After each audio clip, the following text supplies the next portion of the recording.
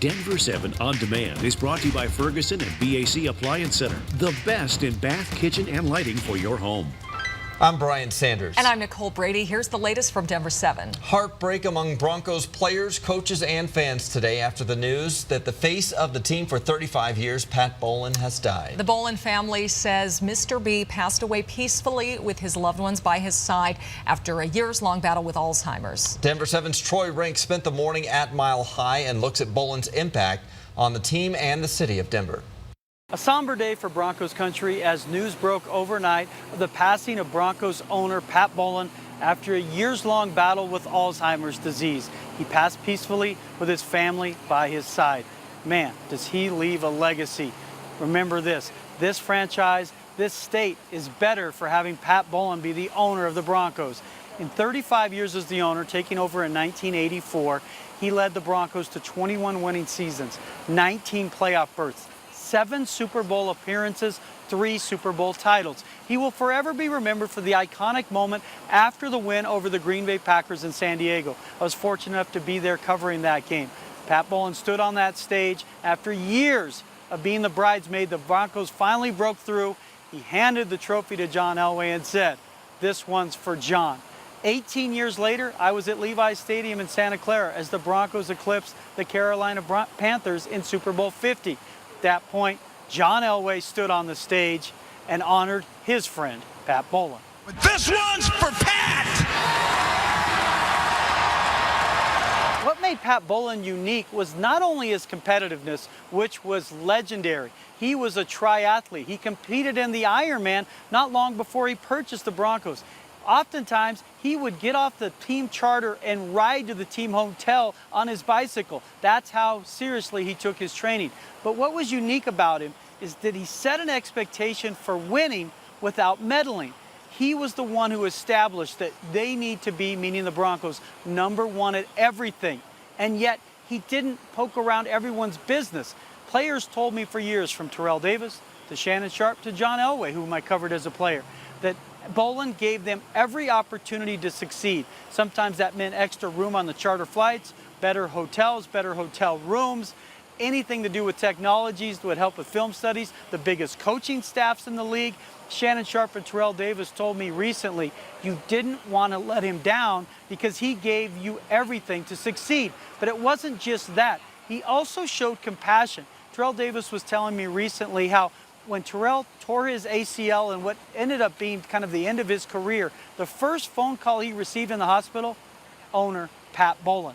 A man who's just humbled, who just didn't want the credit for anything. He just wanted to win. He didn't care about what it cost to win. He wanted to win. He wanted to make sure he gave you everything you need to be successful. You know, personal stuff where he came to my aid when I was in need, called me after my surgery when I tore my ACL. The bottom line is Pat Bowlen was defined by winning, both on and off the field.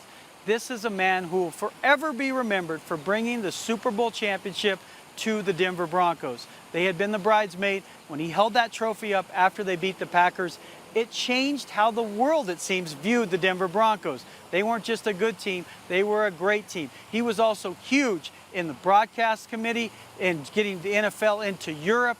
It is a reason he will finally, and it's overdue, go into the Pro Football Hall of Fame in August. But this is a sad day for Broncos. Now where do they go? The trust will now decide, the trust that Pat Bowlen established, which Broncos child from Pat Bowlen will take over the team, with Brittany Bowlen currently the favorite, even though she's only 29 years old.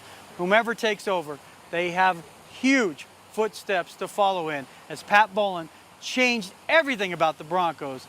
He will be remembered for success and compassion. Reporting from the stadium, Troy Rink, Denver 7. Victims of the STEM school shooting and their families could get some answers today as to what led up to the shooting in Highlands Ranch. The 16-year-old suspect is set to appear in court Friday morning, and then after that, documents detailing the timeline and motive could be released. The other suspect appeared in court earlier this month, where a judge chose to keep documents on the case away from the public. There are more than 6,000 pages of evidence. Two teachers' unions are suing the State Board of Education and the Adams 14 School District. According to our partners at the Denver Post, the teachers' unions say the state overstepped its authority by requiring the district to hand over control due to poor performance. They say the new management company was not selected by Commerce City voters. They want a judge to put the Adams 14 leadership back in charge of personnel matters within individual schools. In a statement responding to the lawsuit, the State Board of Education says it's sorry students are caught in a disagreement between adults. More than 52,000 apartment units are either in the works or planned for the Denver Metro, and there are no signs that this construction boom is slowing down. That is for sure. This week, we were contacted by a Lakewood resident asking about the newest construction project in her neighborhood. Denver 7's Micah Smith shows us the huge development that has many asking, what's that? Nisha R. asked, what's that? A large development project is happening in Lakewood at 13th and Lamar, and it looks like it's going to be huge. As a neighbor in that area, I am not pleased. Please tell me what they're building. The development is, in fact, a large apartment complex called Brick House at Lamar Station. According to Shaw Construction, the contractor for the project, Brick House will include 293 apartments and one level of parking. We met up with Nisha in her neighborhood to tell her and her husband Greg what we found out.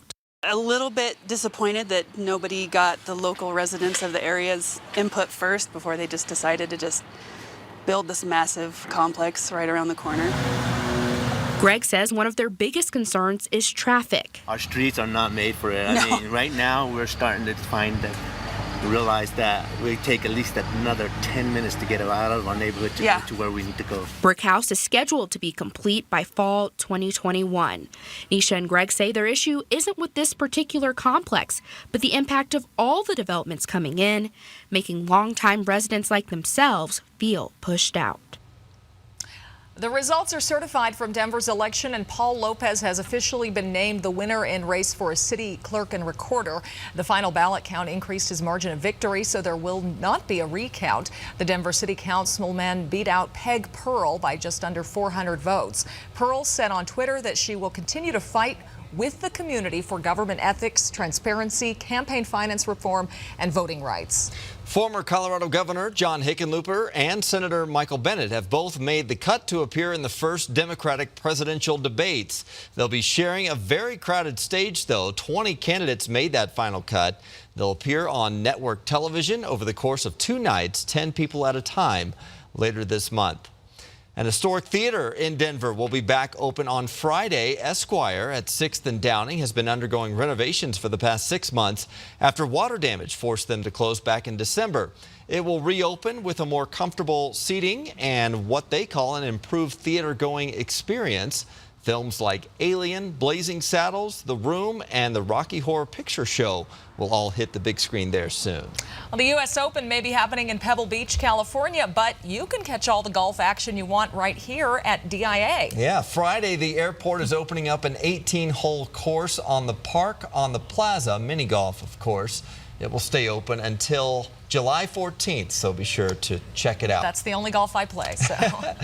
Might be tough to get in outdoor golf. Lisa has your forecast. Yeah, make sure you make a tee time early on, because each afternoon as we head into the weekend, we're going to see those thunderstorms pop up and you might be scrambling off of the tee box. Right now, we're looking at a little mix of sun and clouds. Beautiful start to our day. Pretty mild, 60s early on. We're going to get into the 80s this afternoon, but this is the big problem. We're going to be on the edge of this risk for severe weather. It is going to clip most of the metro area and all of eastern Colorado. One of the biggest threats would be the strong winds and also some larger hail, I know, unfortunately. But out east, we could even see some isolated tornadoes a little closer to Lyman, Burlington, and then across that Kansas border. So we'll be tracking these storms this afternoon. Stay with us here at Denver 7. If anything does pop up, we'll be on top of it. Right now at about 10 o'clock, we're expecting some upper 70s to near 80 and then highs this afternoon in the low 80s. Once these storms roll through, though, look at how it cools down into the 70s, and there is going to be a chance that a few of them will even get stronger rolling east. Likely in the foothills and mountains, you're going to find some thunder and lightning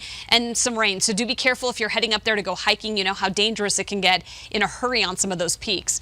Right now, temperatures expected to be, again, some of the warmest that we'll see as we head into the weekend. We'll be at 83 degrees this afternoon. We do have a Rockies game tonight, and here on the Super 7 day, we're expecting upper 70s by first pitch at 6:40.